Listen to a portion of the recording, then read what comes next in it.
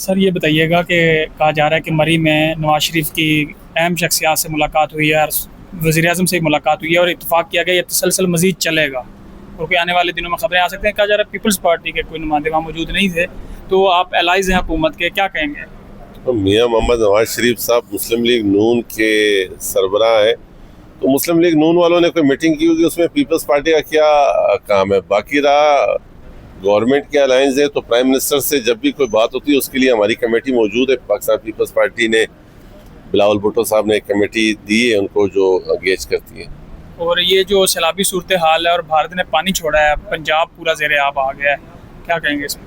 لیکن بھارت کا تو وہ ثابت کر رہا ہے کہ وہ ایک انسان دشمن ریاست بنتے جا رہا ہے.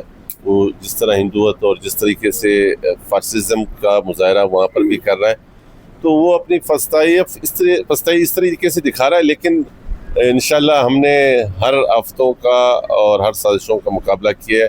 یہ قوم متحد ہے, پنجاب کے ساتھ باقی تینوں صوبے بھی کھڑے ہیں, تو انشاءاللہ تعالی ہم اپنے کسی بھی بھائی کو چھوڑیں گے نہیں کسی بھی حال میں.